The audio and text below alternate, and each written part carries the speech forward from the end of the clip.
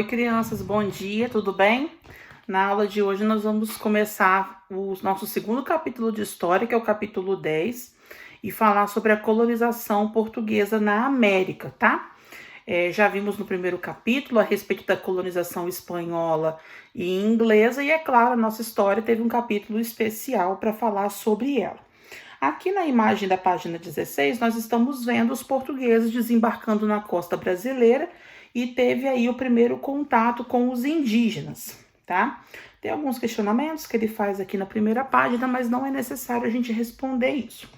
Vamos para a página 17, tem uma introduçãozinha lá em cima e eu quero que você vá grifando comigo.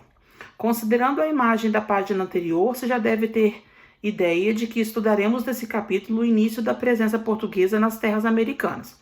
Esta foi caracterizada pelo contato com os grupos nativos, pelas estratégias de ocupação do território e pelas formas de exploração das riquezas aqui existentes. A chegada dos portugueses ao território que viria a se chamar Brasil se deu como descobrimento do processo de expansão marítima portuguesa que se iniciou no século XV. Aqui tem um exercício, você vai fazer logo depois que o vídeo terminar, tá bom? Crise do comércio com as Índias. Vamos lá, quero que você entenda muito bem essa parte do conteúdo, que aí você vai entendendo todo o processo depois. Bom, a data do descobrimento do Brasil, acho que você sabe, né? 22 de abril de 1500, foi quando Pedro Álvares Cabral pela primeira vez desembarcou em terras brasileiras.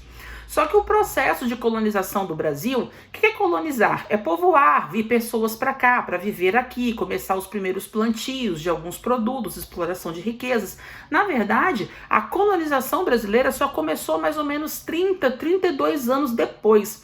A nossa colonização só vai acontecer por volta de 1530, 1532. Mas por que durante 30 anos, tanto tempo, o Brasil, digamos que ficou esquecido? Não esquecido totalmente, porque nesse período os portugueses vinham aqui para explorar nosso pau-brasil, e inclusive exploravam mão de obra indígena. Mas efetivamente nossa colonização não começou nesses 30 primeiros anos. A explicação é bem simples. O interesse de Portugal ainda era com o Oriente, as famosas especiarias das Índias. Por mais que o Brasil aparentasse ser um território muito rico, com muitas riquezas, mas era um território novo que o rei precisava ir conhecer melhor, levaria tempo até que o retorno financeiro chegasse. Com as Índias não, já era um lucro mais imediato, porque as especiarias estavam fazendo muito sucesso na Europa. Então esses 30 primeiros anos, os portugueses tiveram algumas paradas aqui, exploravam para o Brasil, como eu comentei com vocês, mas não foi o foco da colonização nesses primeiros anos, porque o comércio com o Oriente ainda dava muito lucro. A partir de 1530 que a situação começa a mudar. O lucro com o Oriente vai cair muito porque aqueles produtos que no início era novidade, agora já não é mais, já se encontra com muita facilidade na Europa. E também outros dois reinos se lançaram no mar nas viagens marítimas, que foi a França e a Holanda. E eles estão muito interessados no Brasil. Então o rei precisava garantir a posse do território brasileiro para Portugal. Então, a partir de 1530, vai juntar dois fatores que vão contribuir para que a nossa colonização realmente comece. O comércio com o Oriente vai cair, acho legal você anotar isso, e também a ameaça de possíveis invasões estrangeiras. Esses foram os dois motivos que fizeram com que o rei de Portugal, a partir de 1530, começasse esse processo de colonização. Tudo bem?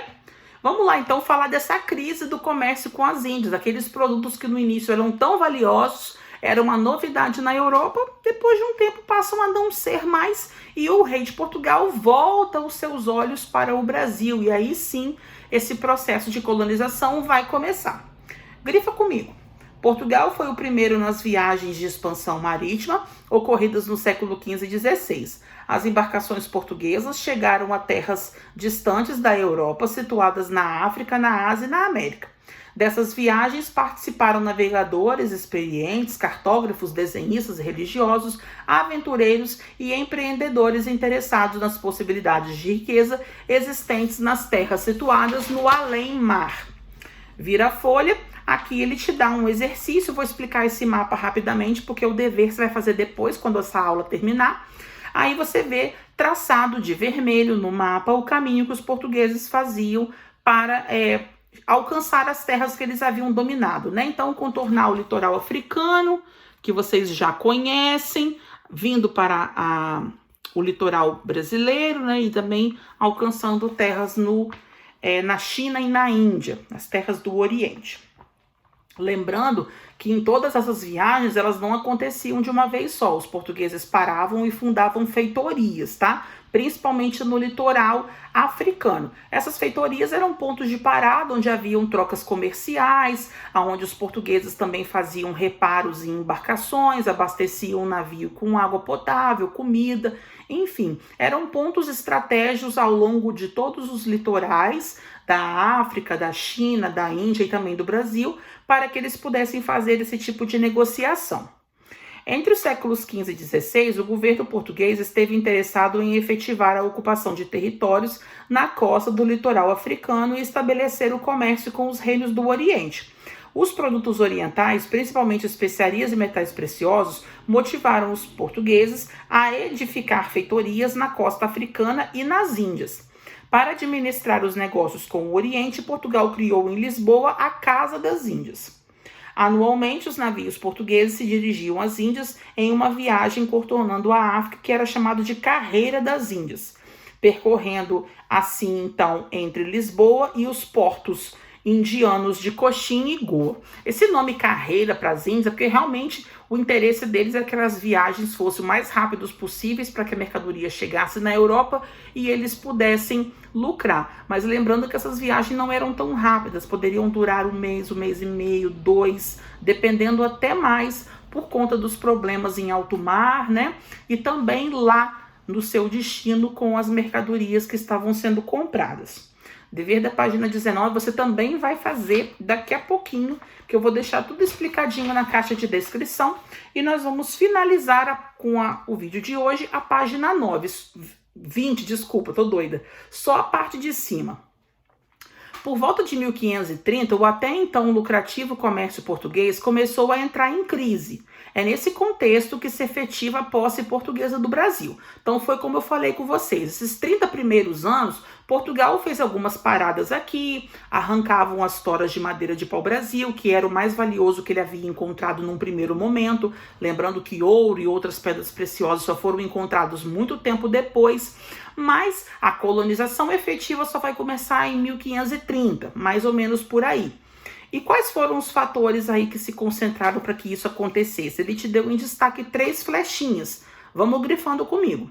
Primeiro, o volume dos gastos com as viagens ultramarinas não compensava o lucro obtido com o comércio de especiarias. Depois de um tempo, o lucro já não era o mesmo do início, né, que eles lucravam até 6.000%.